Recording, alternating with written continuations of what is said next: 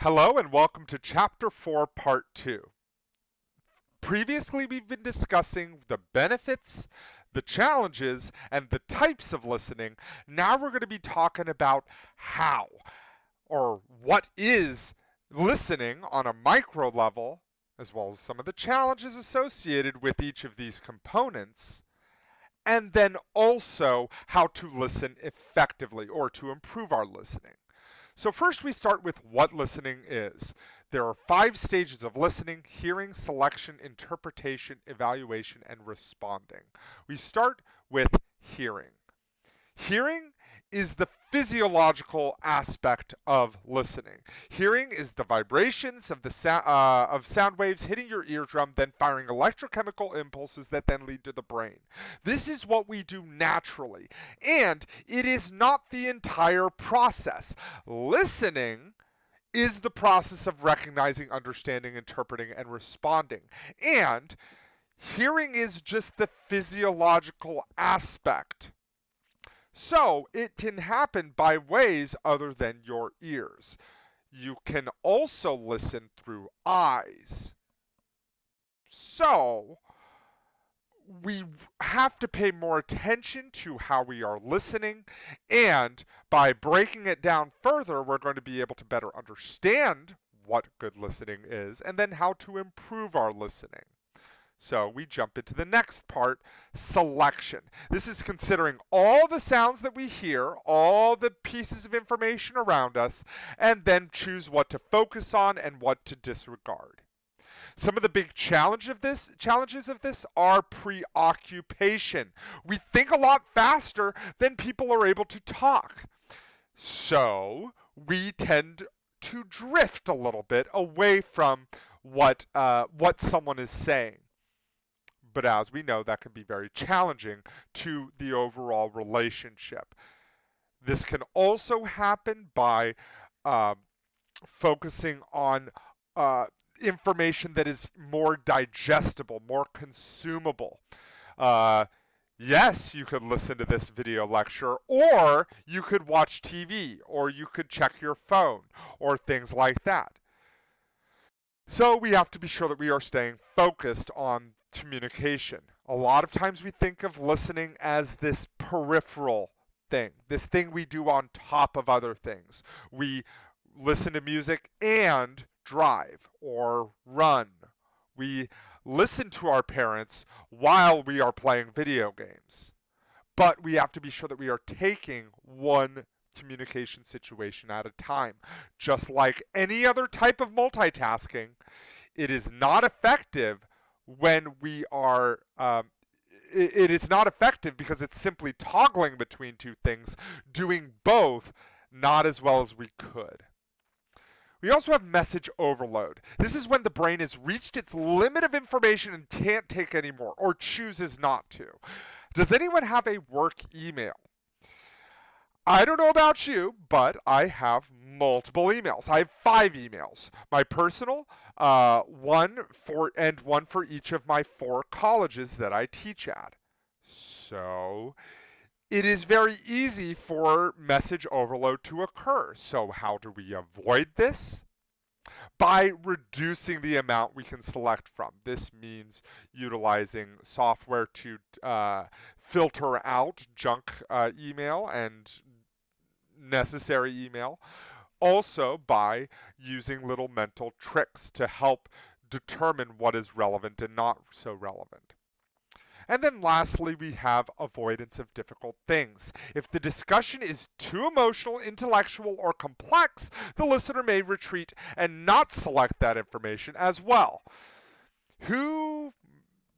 Some people feel like math is not their favorite topic and that it is too complex, and as a result, they tend to retreat. But this actually is, or could potentially be, a self-fulfilling prophecy where your attitudes make behavior which then leads to an outcome that reaffirms that initial attitude.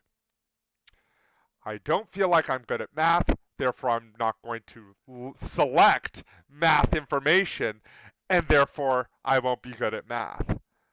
So we definitely want to check this and try to engage with difficult things, because that will help us improve in these difficult things.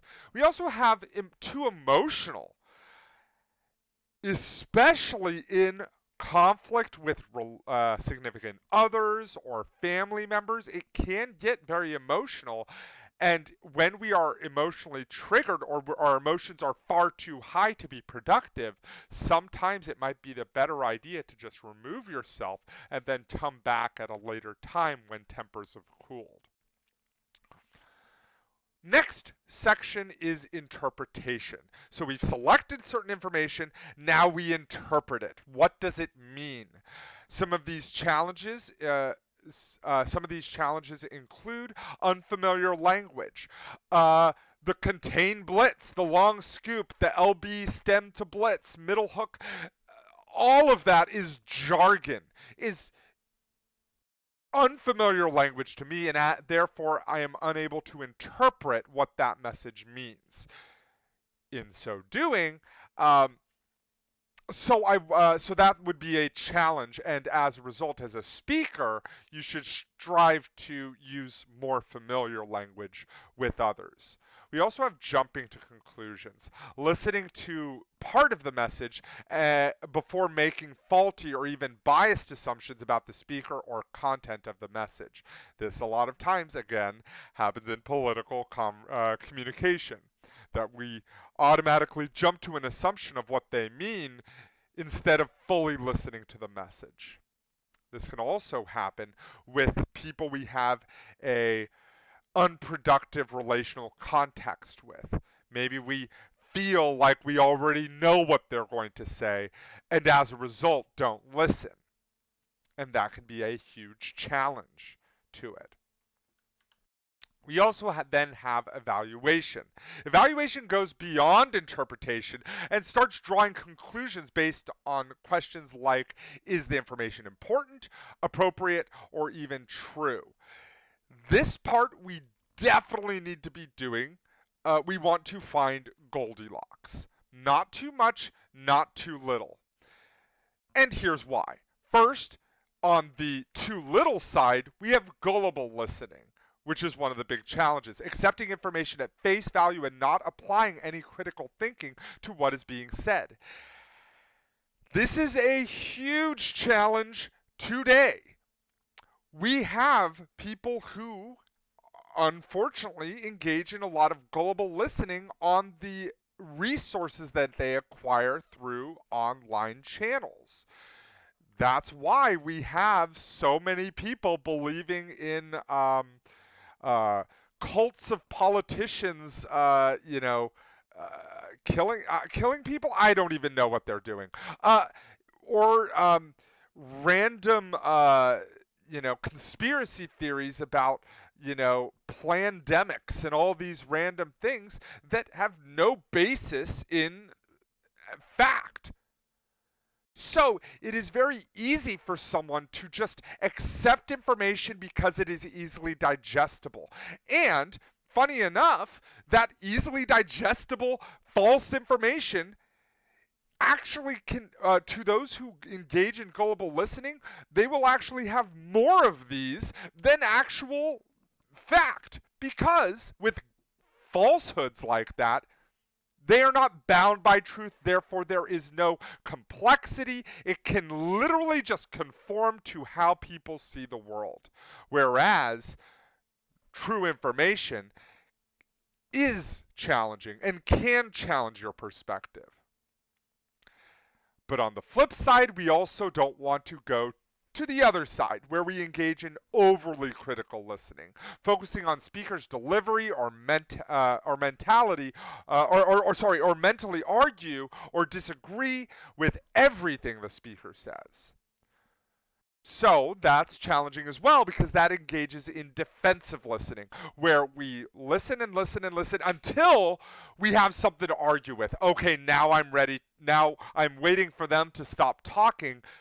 And then once they stop talking, now I get to say my piece. So those are the two extremes of the same behavior of evaluation. We also have an interesting one, and this is self-centered listening. This is where we focus on how it benefits me. I like to think of this as the dog. Not listening, not listening, not listening until they hear walk. Oh, I love walks. Yes, I'm ready to go. Same thing with children, funny enough. Not listening, take out the trash. Not listening, do your homework. Do you want pizza tonight? Pizza? Yes. So we we want to be sure that we are engaging in effective evaluation instead of self-centered or, on either extreme, gullible or overly critical listening. And then we have responding. This is demonstrating comprehension of the message being presented. This is incredibly important because if we do not show that we are listening, then all of those negative effects come about. Someone feels like they are not being listened to. That communicates a lack of respect, a lack of trust, or diminishing of trust. And as a result, the relationship deteriorates. So, there are many challenges to this. First, negative feedback. Negative feedback is the lack of respect, communicates a lack of respect, which may cause public speakers in our situation to perform poorly on assignments. This is things like, or, or,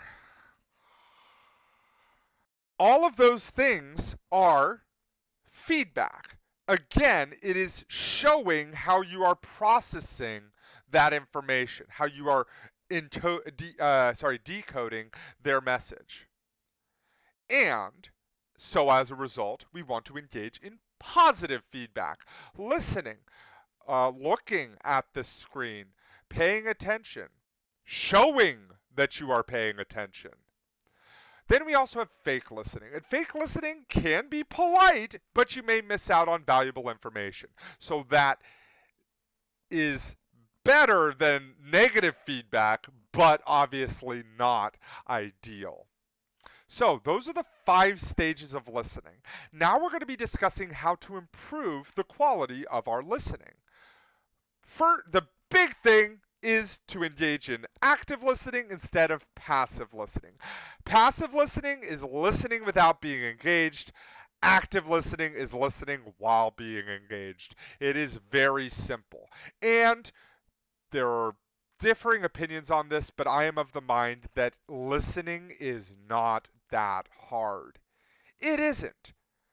We know how to listen, we've listened before, so we can do it.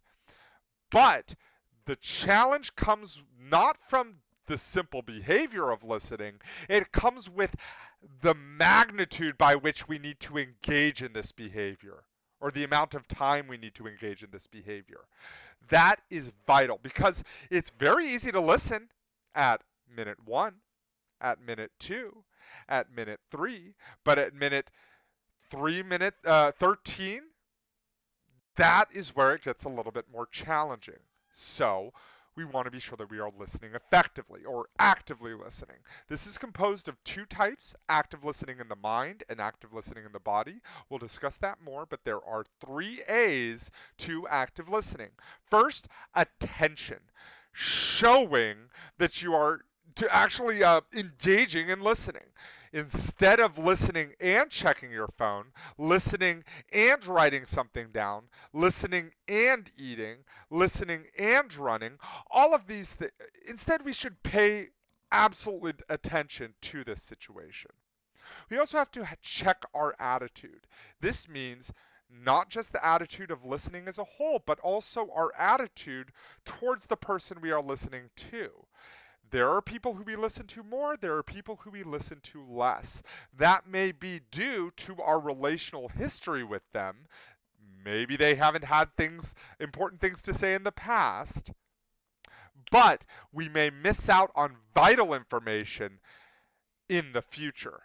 One of my mentors in my graduate program was a professor there, and she had a